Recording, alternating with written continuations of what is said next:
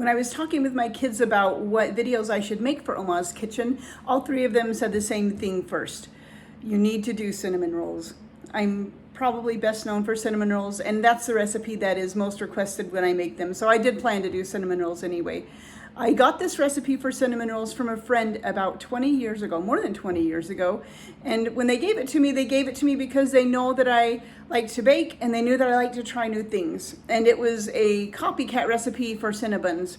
I've changed it over the years, tweaked it, made it my own. So the recipe I'm sharing with you in the description here is not the original recipe I got. It's a copycat, but I think it's better than the original one that I got. I've changed up some things, and I like the way that these come together. When I made them first, I liked them a lot. I thought, oh, these are really good. I think this is a keeper. I think this recipe is one that I will continue to make over and over. But I didn't realize just how good they were until a couple of things happened. Let me tell you, I know that cinnamon rolls are good when my second son would dance for them. He was in elementary school, volunteered to be in a program and dance. And during the practices, he did fine. His teacher was telling me, oh, he's so cute. He does such a good job. And when they had the dress rehearsals, the last couple of practices before the performance, he got cold feet and he wouldn't dance, and his teacher didn't know what to do. So she asked me to talk with him. When I talked with him, he agreed to dance if I made these cinnamon rolls for him and had them hot and ready when he came home from school the day of the performance. And I did that. So you know they're good when Mikey dances for them, because Mike's not a huge dancer. The second thing is my daughter and I baked a version of these cinnamon rolls at a state fair, and we won grand prize. And so that was another thing that showed me, hey, these are really good. And the third thing is the library that I worked at in Idaho. This book a class wrote for me, The Day in the Life of a Librarian. And there's a page in here that one of the students wrote, and you know that they're good when they write about it in a book. This is what she said: you make cinnamon rolls the teachers love. They are good. The teachers will run as fast as they can to get them. And this is a picture of the teachers running down the hall to get my cinnamon rolls that I have made.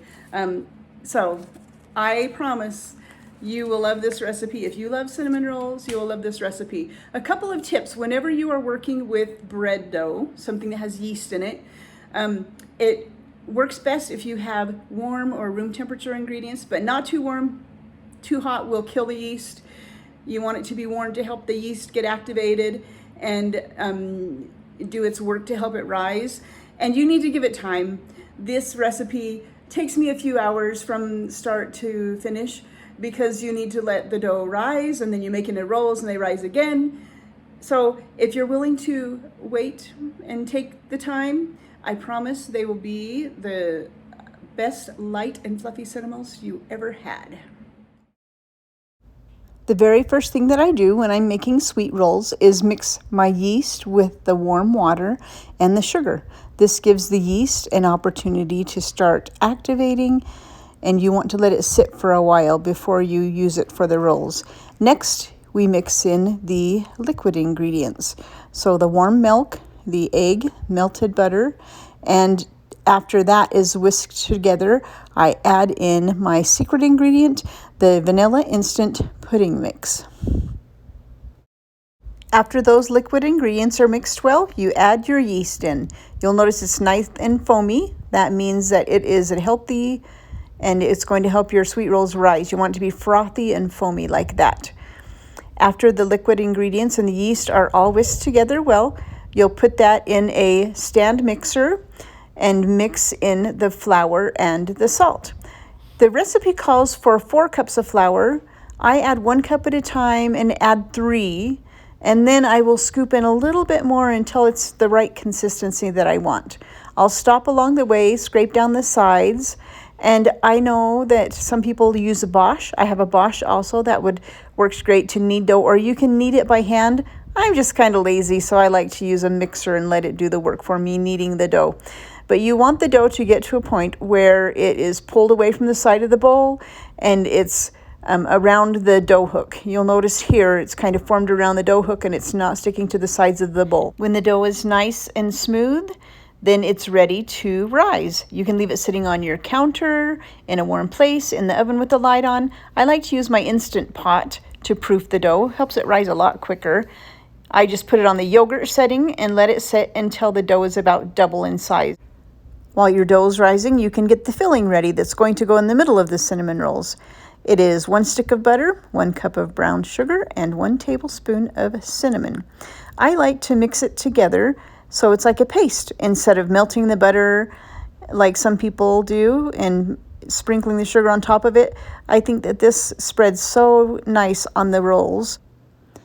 Once your dough is doubled in size, you can prepare a surface by sprinkling flour on it to roll the dough out on. You'll want to roll it into a rectangle.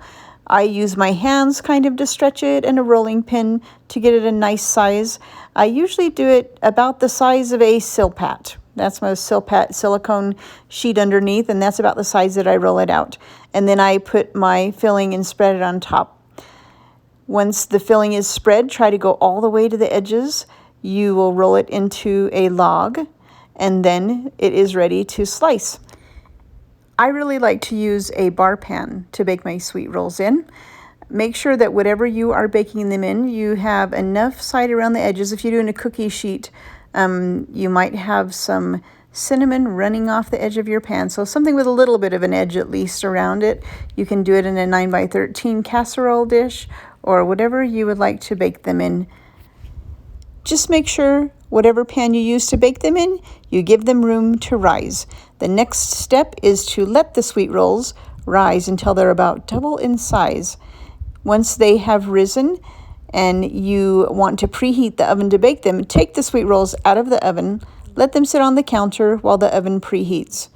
Once the oven's preheated to 375, you can put the sweet rolls in to bake. They bake for about 15 to 20 minutes until they're golden brown on the top. You're going to need to let your sweet rolls cool down. So while they're cooling, you can mix up the frosting. The frosting, I like to cream together the butter and powdered sugar a little bit first, and then add in the cream or milk and maple syrup. I'll mix it, scrape down the sides of the bowl a little bit to make sure that I get a nice smooth frosting. If you feel like it's too thick, add a little more cream or milk.